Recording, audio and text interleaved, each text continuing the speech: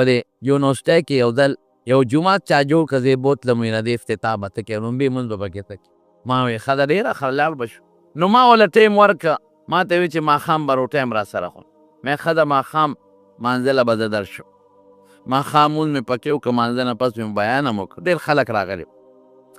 داسې بهترین جومات یې جوړ کړی و داسې اوس هم شته ټول اے سی ګان دي پکې ښایسته قالینونه د بار ملک نه وله راغوښتې او ډېر نقش و نگار یې پرې کړی دی او پکې ښایسته ماشومانو مدرسه هم جوړه کړې ډېر ښکلي جومات نو اکثر دا جوماتونه د بار د تنظیمونه جوړوي د عرب خلک دې د جوماتونو جوړولو کې ډېر دلچسپي ای ته پته چې جومات جوړولو کې خو ډېر لوی ثواب دی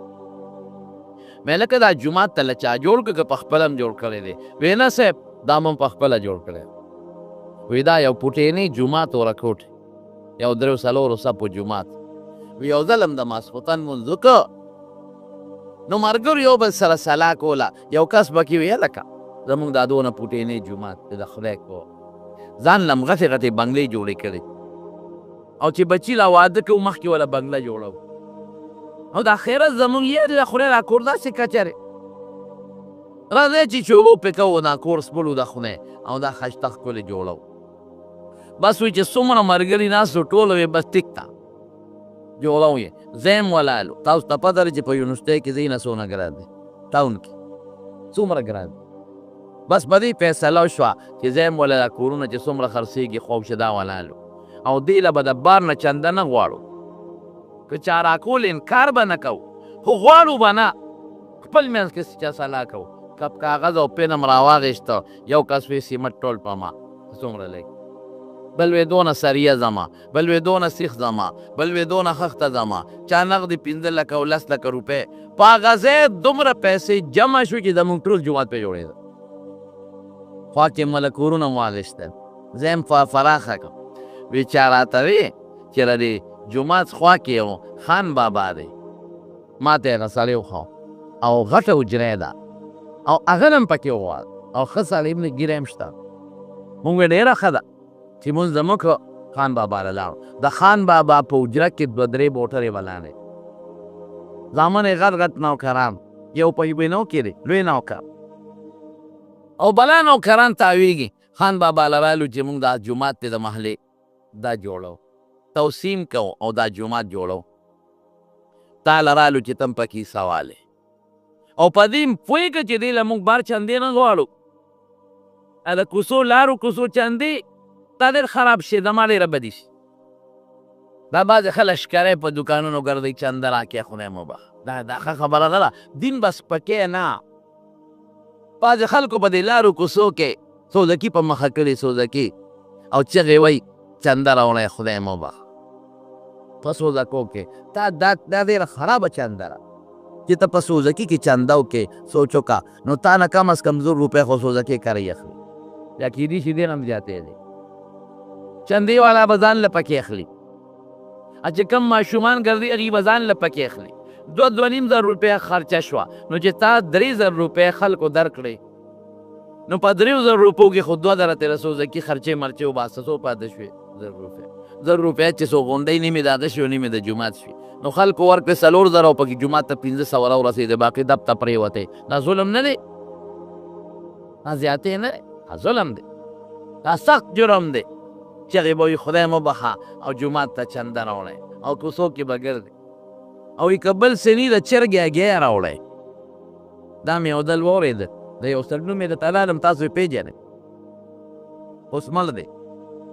سوزکي کې چغې والې خدای مو بخ شېرګل طرف ته تللی وم بیان مې و تقریر مې و چې راتم چرې په سوزکي کې والې خدای مو بخه که نور سني د چرګې هګۍ راوړی مې دوست ښه نبض را نیولی دی ځکه چې زنانو سره خو نغدې دي که نه او د چرګو هګۍ ورسره او هګۍ هم نن په 15 روپۍ ده بله هګۍ ولې د کورونه را روانې وې مونږ د لار بنده وتې وروسته شو دی رانه مخکې شو چې سړک ته راووته هګۍ له ټس ورکړو ومې په خولې ور واړوله ډرایور ته مې تود ویږه دې رسیل ته مې تود لینګه یو ور مخکې شو اواز مې ورکړه ظالمه هلته د خلکو نه هګۍ جومات له غونډې کړې او خوار چې په خپل اسکي دومره چالاک و که نه ما دوی شیخ صاحب تی لوس فکر دې بند که خوار چې اواز دې اورېدلی کې وی ته ما وی او دغه چالاکو په دې مرۍ ګوتې کېښودې وی داسې چغې وایي څه هلکه بشیرجانه کوماګیه خوره خان وی داسې چغې وایي نه د شرم چندې دا ګناه ده قسم په خدای ټوله دنیا کې وګرځئ چېرته به یهود ونه وینئ چې هغوی خپل عبادتخانې له چندې غواړي چېرته به عیسایان ونه وینئ چې هغې خپلې عبادتخانې له چندې غواړي چېرته به هندو نه وینئ چې د خپل مندر دپاره کوڅه په کوڅه ګرځي او موږ مسلمانان جوماتونو له کوڅه په کوڅه خدای مو بخښه چنده خدای مو بخښه جومات جوړېږي خدای مو بخښه مدرسه جوړېږي د عزت چنده خیر دی هغه رسول الله مبارک هم غوښتې ده لکه زه تاسو ته دلته آواز وکړم چې خدای مو بخښه جومات ته چنده ورکړئ دې ته د عزت چنده یا مدرسه کې خلک راغونډي او یو عالم ورته آواز وکړي چنده ورکړئ دا رسول الله مبارک غوښتې د صحابو نه دا خیر خو دا کوڅو کې ګرځېدل او سوزکي او چړې او ماشومان ګرځول دا سخت ظلم دی دا بیم پورې خندا ده دا بلکل ښه خبره نه ده بهر کې زما ورو خبره مې دې پورې کوله چې هغه سړي له ورلو مونږ چې جومات جوړېږي او بار نه به چندې نه غواړو دا خپل محلې خلک به دا جومات جوړو او د 10 لکه ورکړي د 15 لکه ورکړي د سیخ او دونه سیمټ د دا نو 200 روپۍ راوویستې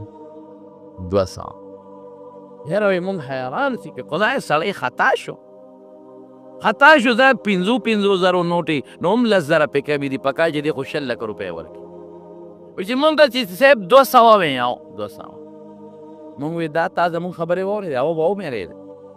صاحب دې له مونږ بار چندې نه غواړو دا مونږ په دې خپله محله جوړو وس دې کېږي وی دغه 200 که اخلی واخلی زیاتې نور مې مه تنګوئ وایي مونږ ورته وایو چې مونږ نسوارو له پیسې نه غواړو ښه هم ورته واپس پرېښودې او چې هم ورته پرېښوده دقسې ترې راووتو شپه شوه او ایسار چې مونځ وکړو وایي د هغه یو ډرایور و ډېر نیک سړی و متشرع وایي هغه ډرایور راته وایي چې خان بابا نه خبر یې مونږ وایي نه وایي بېګا د شپې پالج والی دی او رحمان کې پروت دی نه لاس کار کوي نه خپه کار کوي نه خوله کار کوي درې والا خبن کار نه کوي هر څه لاړل ختم شي او بیا څو ورځې پسې شفا ته یوړو انټرنیشنل اسلام آباد ته او د هغه دی نه بیا ډاکټرانو وایي چې دې دلته نښې کېږي مالدار خو ډېر و نو جاز کې اچو لندن ته وړو که امریکې ته وړو نو چې څنګه اسلام آباد ایرپورټ ته بوت او جاز ته یې خېجو نو جاز په غلو کې پسې سا وخته مړ شو واپس یې مال لاړ پاتې شو څه به پرې کوي بس خدای علاوه نه دی که دغه وخت کې دې نیکبخت دې جومات سره څه ناڅه تعاون کړی وي نو سا خو ته هم خطا نو خدای له به په کوم مړه ورغلی هلته به ته اوس تپوس کوي خامخا به تې فرشتې تپوس کوي الله به یې تپوس کوي جمال خو ما درکړی نو زما د جومات دپاره خلک درلل نو تا داسې رو یو شړل اوس به څه کوې وسه د مالونو مال ښه شی دی بهتر شی دی خو چې په مال کې د خدای حق هم ورکړي مال کې د خپلو بچو حق دام ثواب دی کور ته چې شی راوړې سودا چې کور ته راوړې خامخا بینډۍ خلک راوړي کور ته اوړه راوړي او ته دې بچو نه راوړې قسم دې په دې کې هم ثواب دی بلکې رسول الله مبارک فرمایي و یو سړي یو نوڼۍ راواغېسته او ښځې له یې په خوله کې ورکړه وایي په دې کې هم ثواب دی دا مطلب نه دی د ما د خبرو چې ګنې بس تاسو دا پیسې وړی جومات له یا موریانو له یا طالبانو له نه خپلې خور له ورکه چې غریبوي خوردې له ورکه چې غریبوي تره د تره لور له ورکه چې غریبوي تره نه ورکه چې غریب دی رور له ورکه چې غریب دی رواره نه ورکه چې غریب دی لومبي حق د رشته دار دی د غریب رشته دار ګاونډي له ورکه چې کم ګاونډي دی غریب دی او یریږه مه داسې وخت به راشي نبی کریم صلی الله علیه وسلم فرمایي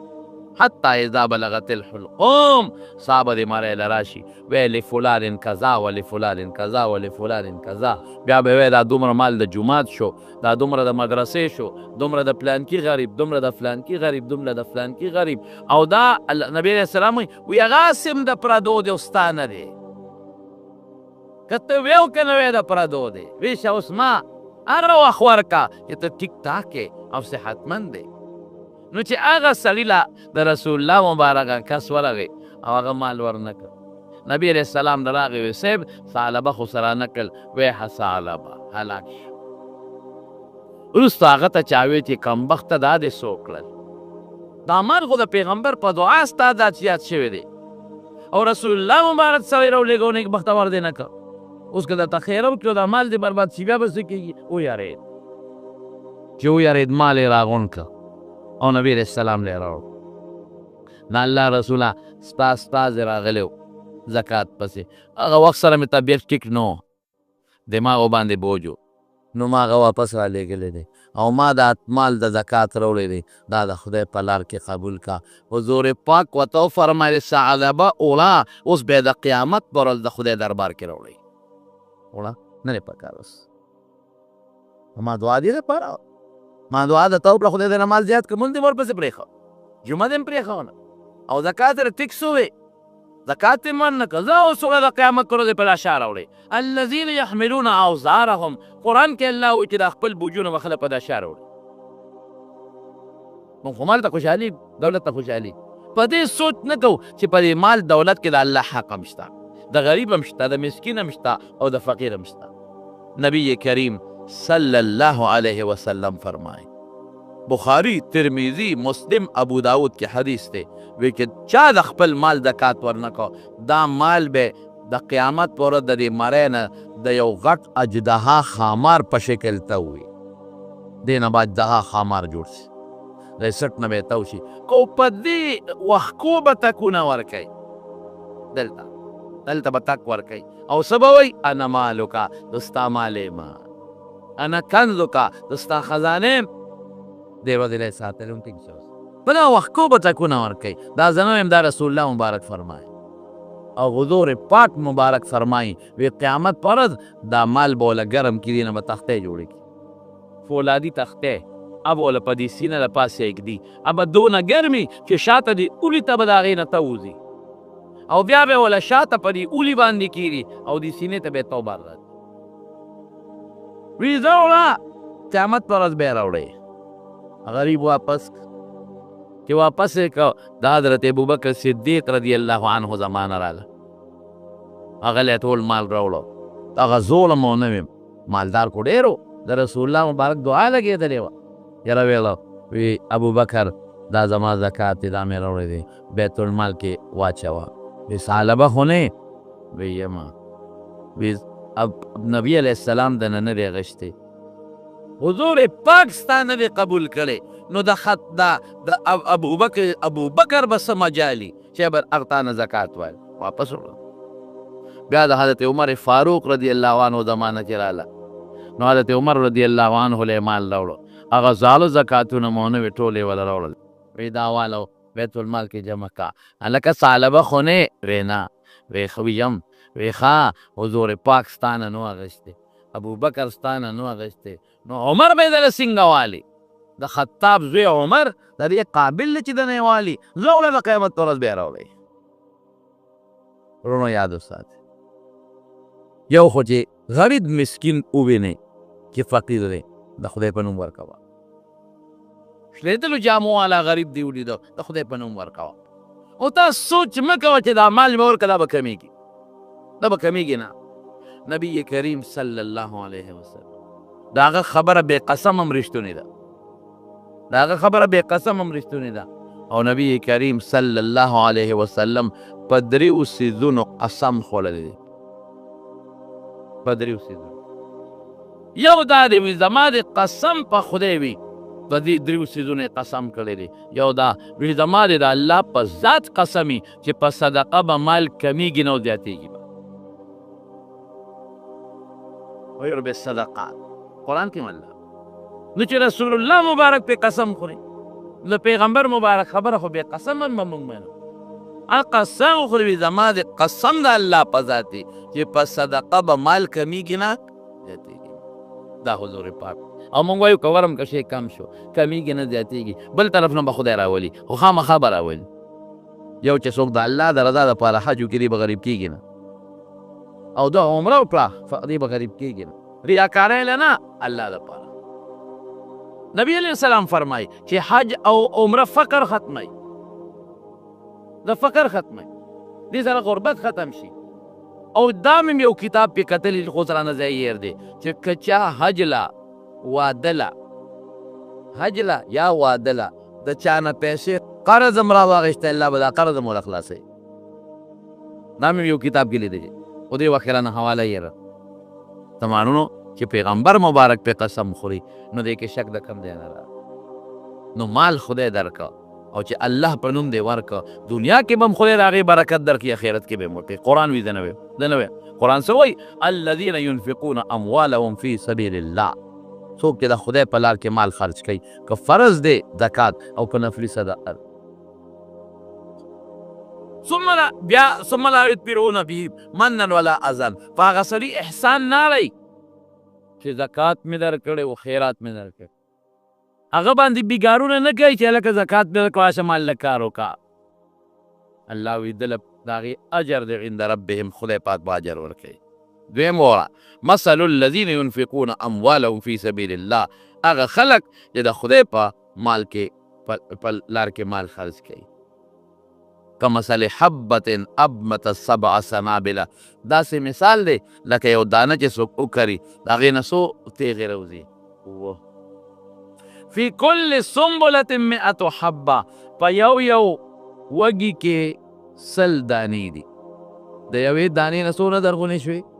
700. وږي د یو دانې نه، یو وږي کې 100 دانې څو ته جوړې شوې؟ 700. نو 1 روپۍ په 700 بدلېږي. بیا ورپسې راځي والله یضاعف لمن یشاء. د چا که اخلاص ډېر مضبوطي، کله کې اخلاص د دې نه هم رب العالمین زیات ورکوي. نو په صدقه مال نه کوي، زیاتوي یې خدای پاک، برکت دی پکې. نبی کریم صلی الله علیه وسلم فرمایي، دا د حضور پاک د خولې مبارکې خبره وی په بني بخاری شریف کې حدیث دی، بني اسرائیلو کې 3 کسان، یو په سترګو ړوند، یو برګي مانند والا او یو سر ګنجي ویښته پې نو. الله په دې 3 واړو ازمایش کو، یو فرشته ورولېږله. کله خدای پاک ګورې داسې هم کوي، فرشته ورولېږله. نو دا فرشته ورغې د برګي له چې دا وجود یې برګ و، وی زه راغلی ما او ستا څه ارمان دی؟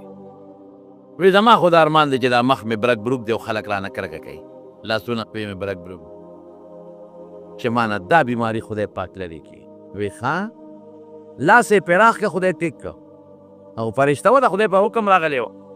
ښایسته ښکلی رنګ او ښایسته څرمن وله خدای پاک ورکړه. وی کم مال دې خوښ دی؟ وی اوښان. وی زه پک شوه، یو اوښ یې وله غیبي ورکړه، دا واله ده د اوښه بلار به بل له ورغې چې په سر یې ویښته نو. هلکه څه ارمان دی؟ یاره صاحب په دې سر مې ویښته نشته، هر خلک را پورې خاندي، ټینګړی ورکوي. ها ویښته دې خوښ دی؟ لاس یې پراخ که، رب العالمین وله په سر ویښته پیدا کړه. وی کم مال دې خوښ دی؟ وی غویان، یو بلار به غوی ونه ورکړه، دا واله خدای دې پکې برکت واچوي. هغه ړوند له ورغی، هلکه څه چل دی ستا په له څه ارمان دی بشریان؟ ړوندو. هغه ورته وی زما په ستا ارمان دی چې سترګې مې وغړېږي او دې مخلوق ته پې ګوره. په سترګې وله لاس راښ که، خدای پاک وله سترګې ټیک کړې. وی ستا کم مال خوښ دی؟ وی ګڼې چیلی، یو بلار به چیلی ورکړه. وی ځه هغه ته هم دا وکړه، خدای دې له برکت واچوي ټولو له. سړی فرشته خو تې لاړې انساني شکل کې وه، د دې یو د هغه اوښې نه بچي پیدا کېدل، لوی کنډک د اوښانو دی جوړ شو. د دې بل هغه غویانې زیاتېدلې، لوی کنډک د غویانو ته جوړ شو. د هغه بل هغه ګډه چیلی زیاتېدلې، لوی کنډک ته جوړ شو. بیا والا دا فرشته د الله په حکم په هغه خپل زور شکل کې رانه، چې کوم برګې و هغه له راله. وی زه راغلی ما او کور مې ډېر لرې دی، بچي مې لرې دي او پیسې درک نه لګي، نو د خدای په نوم باندې ما له څه شی راکړه، یو اوښ راکړه چې د خپل بچو له خپلې ښځې له ورسو. هغه ته وایي حقونه ډېر دي زما، ته پکې د کمې راغلې هغلته فقیر راخطی راکه مسکین راخطی را کونډه راخطا دی یتیم راخطا دی پکې غریب دین لپاره به څوک غواړي ته پکې بیل راغلې ته څه نشته او ورته ویې زه دې نه پېژنم زه دې نه پېژنم برګیا دا برګ مخ دې نیولی و او دا برګ لاسونه خپې دې نیولې وې او ما د لاس په مخ راخ کو اور څه وې دا خو د مور نه پیدا داسې ښکلې ما په ما دې الزام ولګو چې زه برګ یم او ما د لوښ در نه که لرې شه مړه انما ورثت کابرا عن کابر تا خو ما ته د پلار نیکه نه مال پاتې دی باید سړی چې خدای مالدار کړي که نه د هغه نه هغه زالار ته بیا یېري زاله مه یېروه یېر نه کې زاله د خدای شکر ادا که الحمدلله وایه چې شکر د خدای مال دې راکړه الحمدلله وایه شکر د خدای بچي دې راکړل الحمدلله وایه چې شکر د خدای عزت دې راکړه قسم په خدای چې په دې الله خوشحالېږي نور یې دله زیاتی او که کبر دې پکې وکړه د نه بیا والي ګورې او در اغېشتل نه ورته به ګورې خولې به یې نه شي ما له یو سړي روټۍ وکړه ډېر نیک سړی دی انتهایي نیک او زه ډېرې دعاګانې م ورته کوم چې ډوډۍ وکړله نو زما د وجې نه د علاقې علما م راغوښتي نو د هوټل نه یې روټۍ راغوښتې او ترکاري ډېر زیات تاوان یې کوم لکه د اسراف دې کړی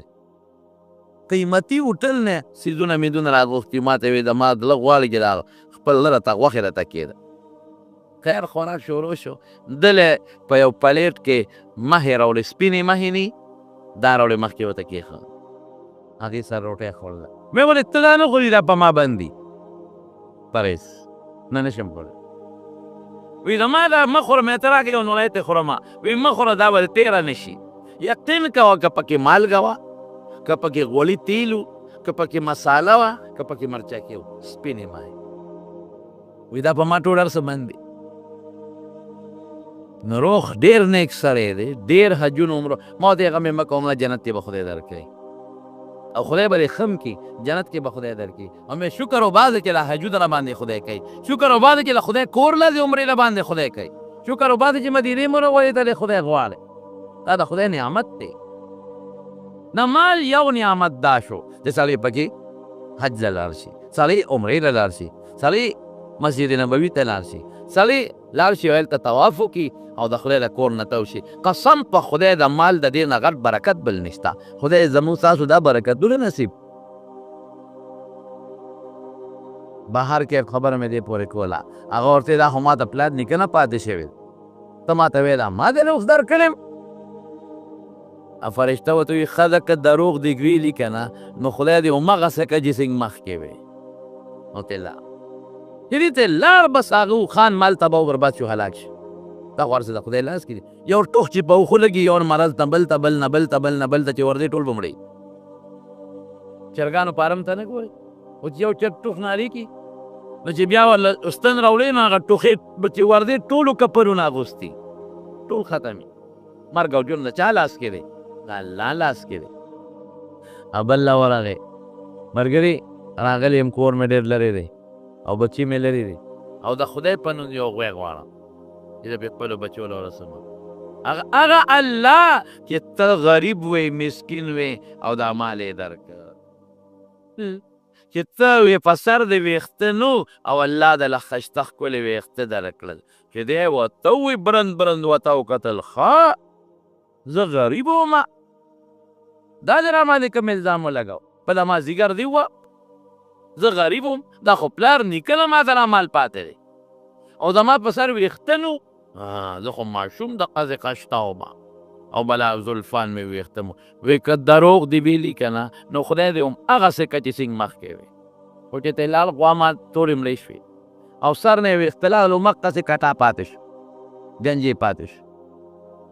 او بل له ورغې وی راغلی ما بچي مې لرې دي او د خدای په نوم یو ګډ یا چیلې راکړه ځان له خرڅ کړم چې زه پرې د لارې کری وکړم او د کوم الله په نوم دنه غواړم د هغې الله په نوم کې ته غریبي او مالدارې کړې او د هغې الله په نوم دنه غواړم چې ته ړوند وې او په سترګو یې جوړ کړې او ته سر وایي او ته څه وایي حضور پاک فرمایي او ته بالکل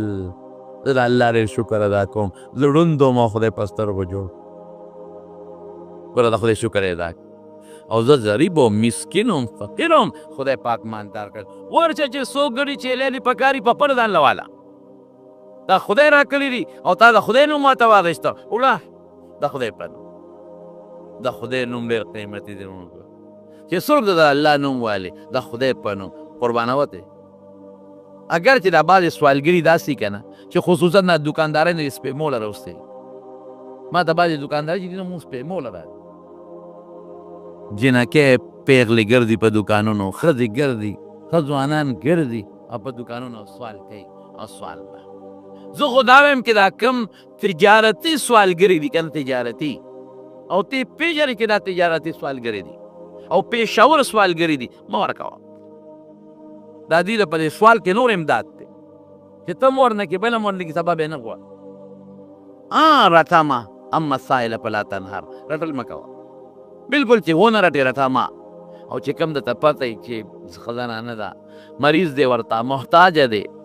او دا پېښور نه دی او د خدای نوم یې واخیست د خدای د نوم نارسه قربان یو زنانه سره ماشوم بچی دی په غېږ کې نیولې دی او روانه ده ماشوم بچی غېږ کې نیولې ده او روانه ده په یو ځنګل کې یو شرمخ پرې راغی چې شرمخ پرې راغی شرمخ پې حمله وکړه چې حمله پې سینګ وکړه د هغه یې به ویرېد او بچی ترې لاندې پرېوته چې بچی ترې پرېوت شرمخ بچی خوله کې ونیو ویې تښته هغه رومال یې وله کلک ونیو ورونی ښځې چغې کړې یا الله بچی رانه یوړه او د تکلیف وخت کې به چغه چاته وو شوق سره وایې څه تکلیف راشي مصیبت راشي زما قسم په خدای که بل څوک یې لرې کې بې د رب العالمین تکلیف وخت کې به الله ته چغه وو الله زمونږ مل دی مونږ یې ښکلي انسانان پیدا کړي یو مونږ یې مونځګزار پیدا کړي یو مونږ یې کلمه گو پیدا کړي یو مونږ سره یې مینه ده خو کله لږ غوندې خفه شي نو خوشحالول پکار دی که او تکلیف راشي چغه به ورته وایي الله بیا مدد کوي الله ته چغه وواله او دا ډېر ګران کار دی الله دې مسلمانو ساتي چې د چا یو ښځې بچی زوی د هغه په مخ کې شرمخ چیر پار کوي ډېر ګران کار دی الله بچی رانه شرمخ وتښتاو اوس یې چغې وواله دې کې یو شاه سوار راغی غیبي او راتلو سره په دې شرمخ یو مضبوطه چغه وواله چې چغې وواله شرمخ ویرېد بچی یې وغورځول لاړو تښتې دغه سړي دا ماشوم راواغېسته الله زخمیم نو پوټې دغه خوله کې هغه ټوکړې لا نیولې وه شرمخ ماشوم یې راواغېسته او مور له یې ورکړه اوله خور یا ترور یې بچی دی وانه هغه د خوشحالۍ نه په ژړا شوه ای سړیه ته څوک یې چې د شرمخ د خولې نه دې نولی راوویسته او ماله دې راکړه ته څوک یې ما سره خو دې غټه ښېګړه وکړه هغه ته څه وایي وی زه انسان نیم زه د الله فرشته یم تا چې کله الله ته آواز وکړو زه په اووم اسمان کې وم الله وی یو کس ورشه یو بنده او د دې ښځې مدد وکړې نو زه دله خو رالم ما دې مدد وکړو د الله په حکم او تا ته پته شته چې دا ولې الله وفرمایل وی یو ځل یو سوالګري سوال وکړه چې خیر راوړی د خدای په نوم نو دې ښځې سره یو نوړی ډوډۍ وه خولې له وړې وه بله ورسره څه نو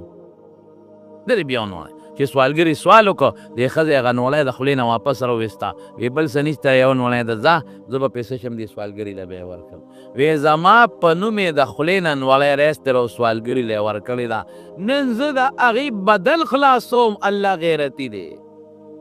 بدل خلاصوم د شرمخ د خولې نه نوړی وباسم او دې ښځې له یې ورکړم چې ما سره څوک ښه وکړي زه به هم کوشش کوم چې ورسره ښه وکړم چې تا سره څوک ښېګړه وکړي هل جزاء الاحسان الا الاحسان الله وایي نو چې د خدای په نوم د الله نوم سره دې ښېګړه وکړله نو الله غیرتي ذات دی د هغې بدل به خدای دنیا کې هم خلاصوي او آخر کې به خلاصوي نو یې وړه چې څومره ګرې چې لرې پکاري ما له خدای سترګې نه وي سترګې را کړي دي ړوندو د ما مال نو خدای مالدار پیدا کړی وړه فرشته ورته وایي وی د انسان نه یم او نه سوالګري الله فرشته په تاسو درې والو د خدای را طرف نه امتحان شو هغه دو په امتحان کې ناکام شو نو چې څنګه وقصې شو او تا په امتحان کې کامیاب شوې نو دنیا به دې مخې خیر به دې مخې بنیادی چیز دا دی نو الله به دې مدد کوي نبی کریم صلی الله علیه وسلم فرمایي دا د حضور پاک د خولې مبارکې خبره یو سړی په لاره روان دی او هغه د اوریځې نه اواز واورېده او اوریځ ورته څه وایي اوریځ ته یو چغه دی اوریځ ته وویلې شوه چې اسقي حدیقة فلان ای اوریځې ولاړه شه او د فلانکي سړي باغچه سیراب کا اوریځ ته چغه وویلې شوه دا سړی وي ما ورته کتل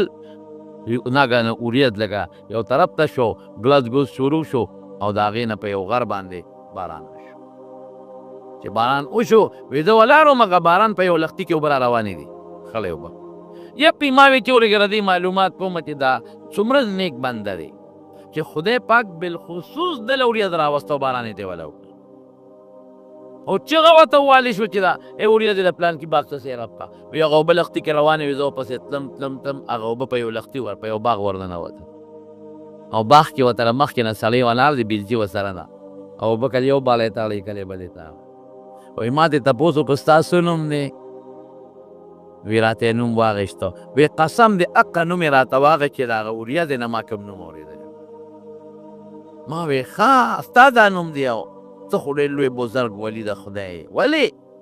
دا چې کومې اوبه ته اړی دا د کومې اوریځې نه چې را پرېوتې دې اوریځې ته ما چغه واورېده او هغه سړي ورته چغه چوواله چې اسقي حدیقة ورشه د فلانکي باغچه سیراب کا دومره تا باندې خدای مهربانه دی تا لې اوریځ راوسته او بیتې او نیغې ستا په لښتي کې درته راوستې ته څه نیک کار کې هېڅ هم نه ته به ښه ما ته وایې چې هغه کار زه شروع کړم وی ښه زما هغه نیکي داره چې دا باغچه څونه آمدن وکړي څونه آمدن نو هغه یو درې حصې یې کم نو یو حصه واپس په دې باغچه لګوم یو حصه د خدای په لار کې خیرات کوم او یو حصه بچو لوړم ښځې زما نه د هغې برکت او بیا صاحب په داسې مال کې ګورې د الله د طرف نه خیر هم ډېر زیات دی قاري طیب صاحب رحمت الله علیه لیکلي دي په دیوبند کې یو سړی و سید و سید شاجي به یې ورته وي شاجي بعضې خلک وایي چې دا صدقه او زکات دی دا مالدار ورکوي او دا غریب دی به داسې ګرځي نه هر سړی د خپل وس مناسب صدقه دی کوي د خپل وس مطابق غریب دی د خپل وس مطابق کوي شاجي صاحب به غریب گیا خرڅول گیا خرڅول والا اصل غریب او چې گیا به خرڅه کړه نو هغه پیسې به درې ضایع کړې نو یو حصه به یې په خپله ښځه بچو لګولې یو حصه به یو کونډه ترور و هغې له ورکولې او یو حصه به یې جمع کولې به چې ته پیسه نیمه پیسه به وه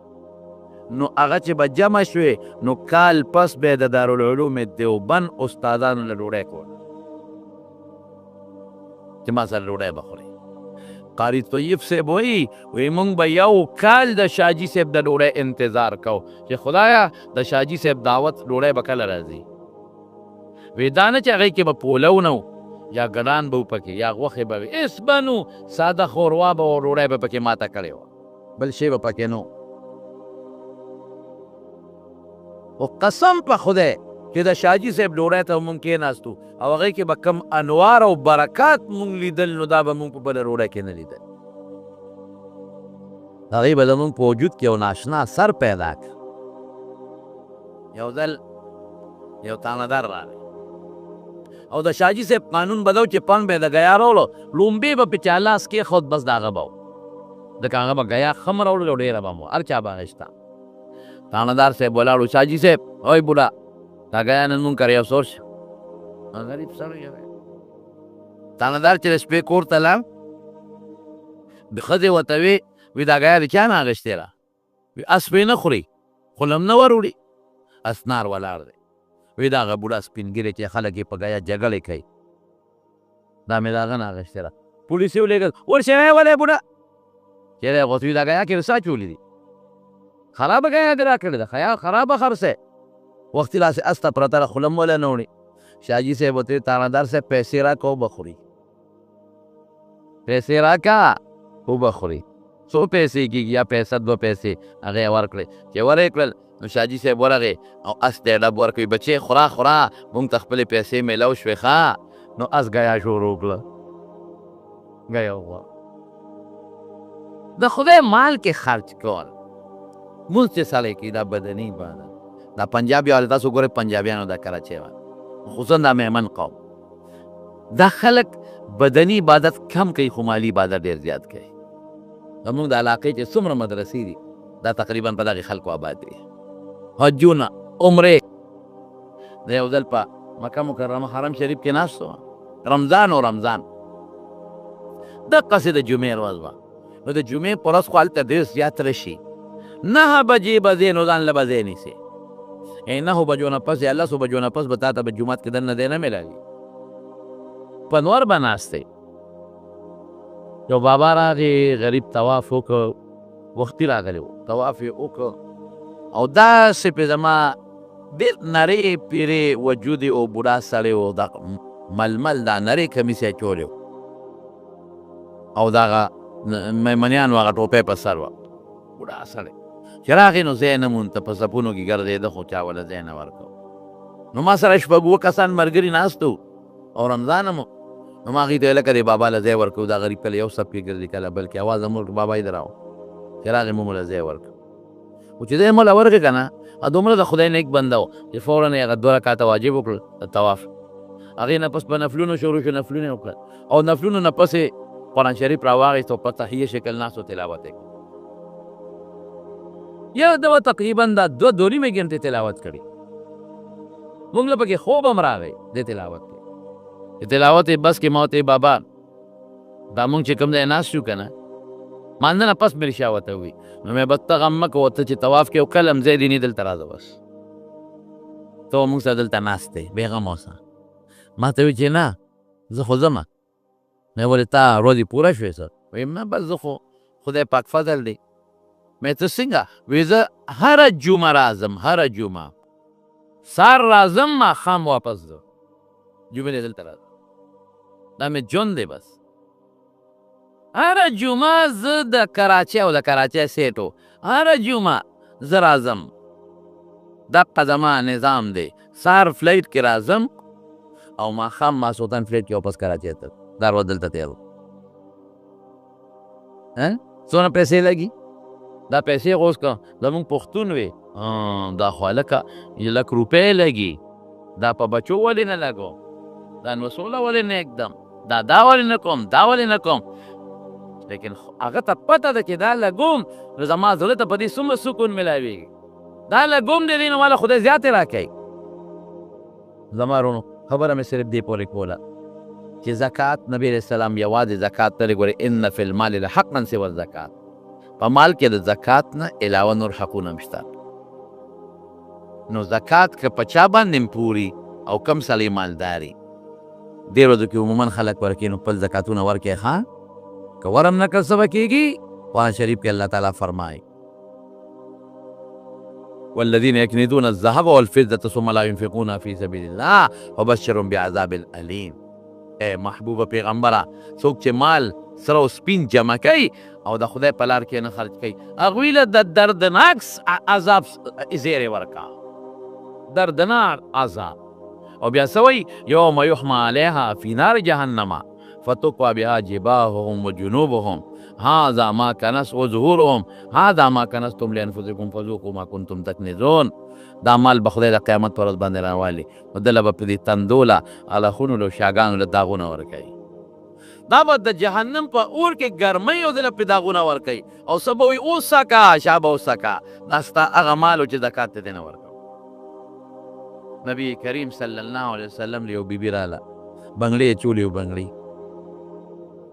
وی دا بنګړي چې دي دا ما چولې دي وی زکات یې ورکې د دې بنګړو وی نه